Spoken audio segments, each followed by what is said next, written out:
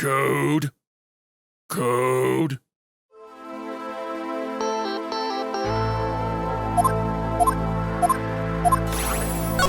Hello?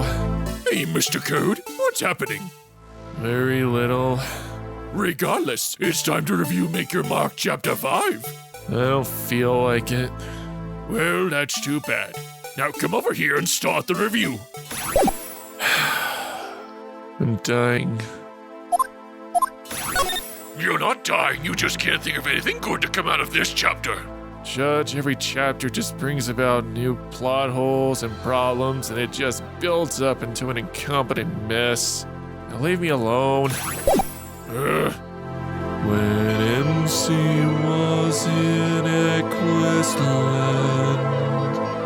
let my MC go. All right, enough of this. Ugh, jerk. Objection!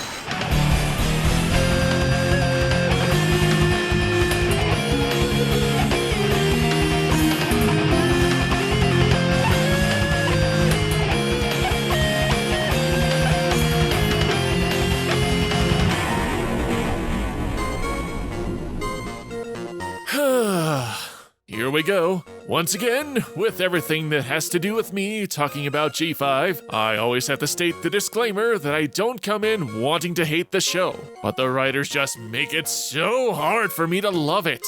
Let me put this into perspective. There has not been one single episode of Tell Your Tale or Make Your Mark that I've wanted to rewatch just for fun. I want to like this generation, but most of the time I'm just so bored. That's not to say there isn't a good joke here and there or some other interesting development, but after every chapter release, I've had to force myself to rewatch it so I can review it. And I'm not overanalyzing this stuff. These are simple problems that anyone can pick out as an obvious issue. But enough of my musings. Let's dive into Chapter 5 and see what works and what makes me continue to lose confidence in this show.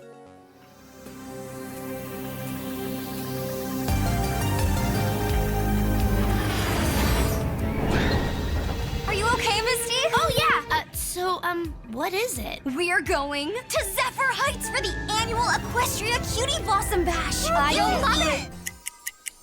Alright, 20 seconds in and already the chapter falls apart. Wow, that's an Academy record. What am I referring to? Well, unless I'm mistaken, and I could be. But it seems like something obvious is being ignored amongst the cheery group. Some lingering threat, some evil entity wanting to take over the world. Who is it? Oh wait, I remember. Madame Taffytail, you can't fool us. We know of your malevolent intentions, you demonic abomination. I'm wise to your evil tactics. You and your army of robotic suicide mammoth squirrels. Yes, that's it. No, wait, that's not it. Opalescence, right? Opaline. Opaline Arcana. Yeah, that's it. I'm sorry, guys. You'll have to excuse me that I forgot her name because, well, she's barely in this chapter. And, also, guys, hello? Did you just forget you faced off against the big bad alicorn?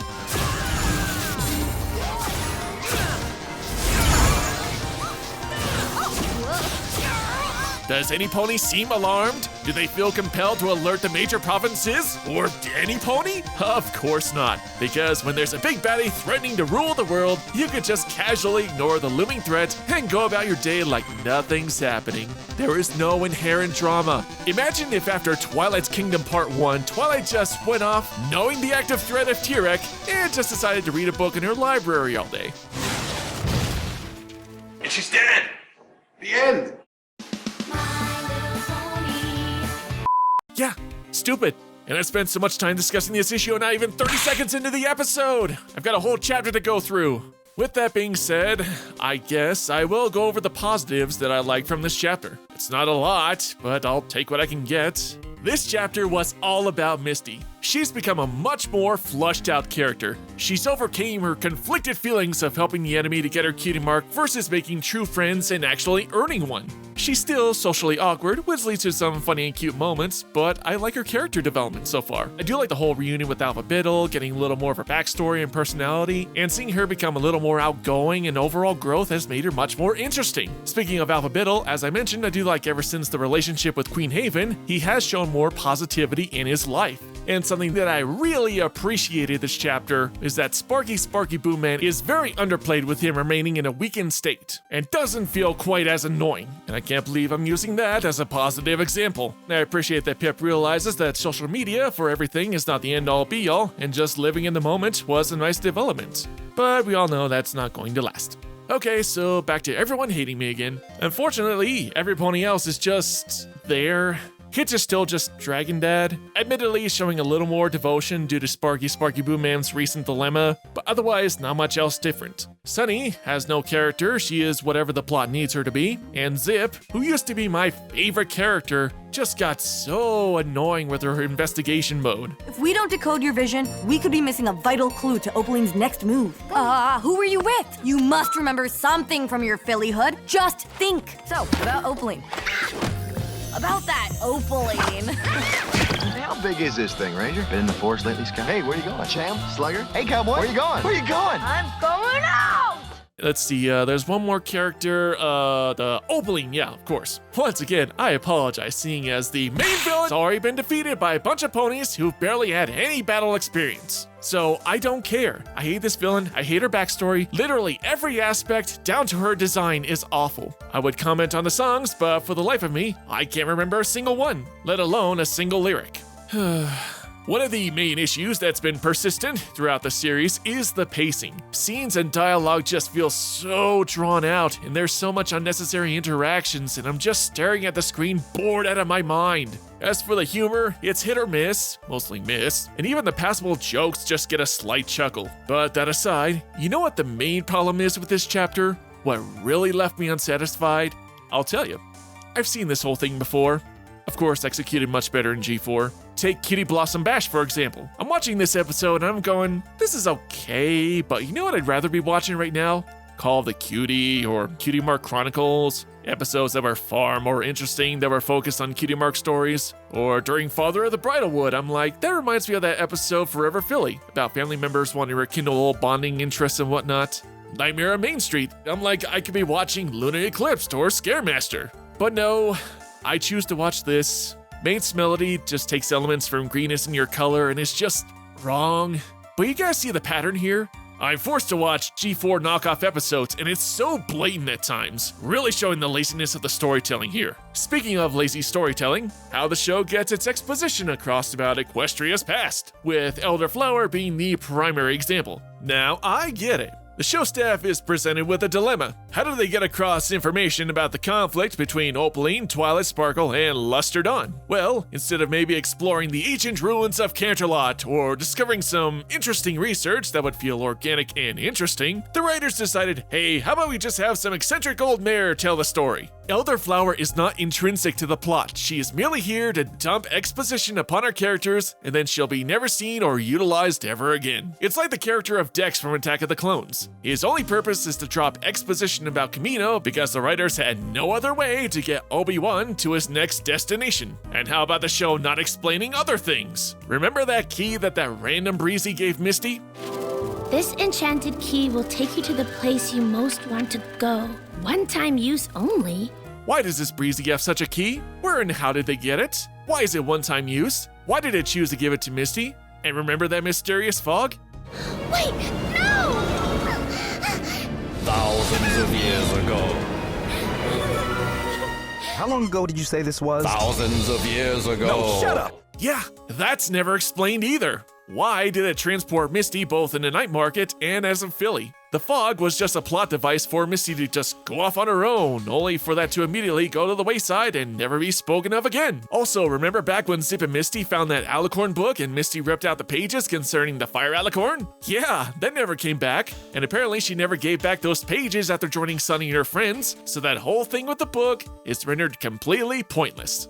And I could go on with these inconsistencies and pointless MacGuffins, but we'll be here all night. You can't just stitch together loose plot threads with random or convenient bullshit, and this happens all throughout Chapter 5. It just raises too many questions. But no, I hear what you guys are saying. Stop looking at the fine details and look at the story as a whole. Okay, fine.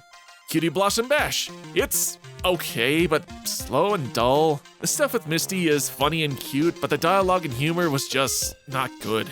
Otherwise, the pacing was slow and ignores the threat of Opaline entirely. Now, admittedly, like in G4, G5 does still celebrate the acquisition of cutie marks with some gravitas, though where in G4 it felt more like a fun party with celebrations and, good times and whatnot, whereas here it feels like a high school graduation with a literal onstage walk. Lame. Remember in Cutie Mark Chronicles how we learned each of the main 6's Cutie Mark origin stories and how fascinating and diverse they were? To the point that each one could have been their own episode? The Cutie Mark stories here may as well have been a footnote with how quickly abridged and boring and nonsensical they all were, which I'll go over more in a separate video, but for something that many have wanted to know about this generation's ponies and how they got their cutie marks led to complete and utter disappointment. Family trees. It's interesting at first that the Breezes were brought back, and this whole lost memory thing with Misty gave us some more expansion upon her past, which is great, but there's just too many jumbled and confusing elements mixed together to get the whole story across. I like that the Dragonlands are back and Misty made such a noble sacrifice, but otherwise the Dragonlands, that whole segment was kind of boring, didn't lead to anything, and the whole look at the flora and trees is just bizarre. Now, I was unfortunately spoiled about the big reveal about Alpha Biddle and Misty because G5 and Netflix don't know how to properly promote themselves without giving away big spoilers. You don't give away major plot elements for free or in random videos.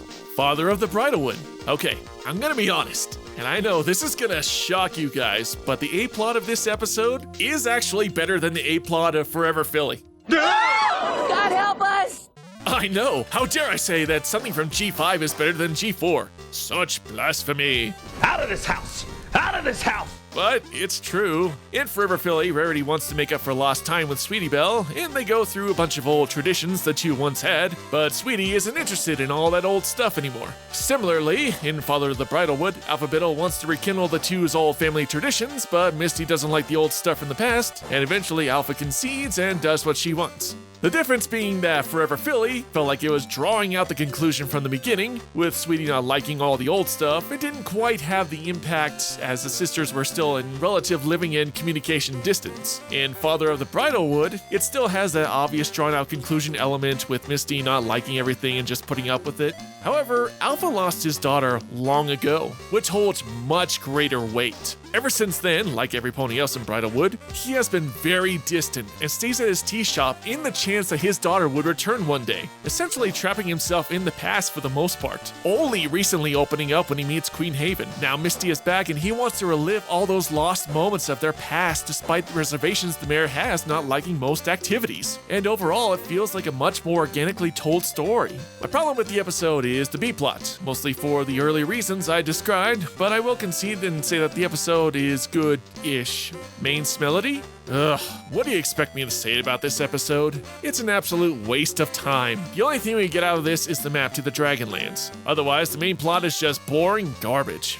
But you know how to fix this episode? With a missing element that has yet to be revealed? You can keep the B-plot with the map, but the A-plot should be about Misty reminiscing, to maybe her dad, about her living with Opaline as a filly. We can learn how Opaline manipulated the young girl with all these lies, promise of giving her a cutie mark, and just see in general what her life was like. That is way more interesting than an episode about the equivalent of a viral challenge about horribly smelling flowers. And most likely, we will never see what Misty's life was like back then. Another missed opportunity. Then we have Nightmare on Main Street. The whole ambiance of the episode just feels so phoned in. The costumes aren't very creative, the whole haunted house part is dull, the decorations of Nightmare Night and Maritime Bay look just so generic. And then you have Opaline, who finally has a way into town. Pumpkins are trying to kill us! The pumpkin and ponies and me can travel between them! And look, there's pumpkins everywhere! That reminds me of my demo song I recorded years ago! There's a pumpkin everywhere, na na na na na. Oh, I love this song. There's a pumpkin everywhere. Are you quite done? What, you don't like my demo? Pumpkin hater. Everywhere a pumpkin. Whatever, just get on with it. Pumpkin hater. Anyway, as I was saying, Opaline finally has her path to begin her reign of terror, finally adding some intimidation to her character. She no longer is inhibited by the Invisibubble. She can now lay absolute terror and destruction, and... It is I, Opaline Arcana, about to turn this night into a nightmare spectacular! Oh, Hooves, that was so cool! Amazing! Do the laugh again! Do the laugh again! What? What? You're not scared? Oh yeah, like so terrified. What? it leads to absolute disappointment. I mean, wow. What else can I say here? We know she has the power to destroy objects with her magical blasts. Now, obviously, she wouldn't want to do that to the ponies of the town because she needs their cutie marks, but still, what's stopping her from blasting buildings and whatnot? Other than lazy writing. We're contractually obligated to keep stalling for 3 more seasons! She takes one, I repeat, one kitty mark, and then just goes back to her tree. Lame. And Posey doesn't feel compelled to tell any pony about this? Nope. Can't! The press! So yeah, another disappointing episode. What else is there to talk about? I guess we finally get to go to the Dragonland soon. That's cool, I guess. But do I sound excited for what's coming up? Do I sound invested? I have no idea what's going to happen in Chapter 6, but from everything that's been built up, plus the leaks from the next chapter, it's going to be an absolute insane bonkers show. And of course, because this show is my personal hell, I have to cover it, so of course, I'll be there. I gotta see how this Opaline conflict ends, right? Gotta see the end of this whole Secrets of Starlight thing go down. So yeah, that's about it. Well, that's it for today, guys. Until next time, and see ya! You're still here? Review is over. Go. Subscribe. Go.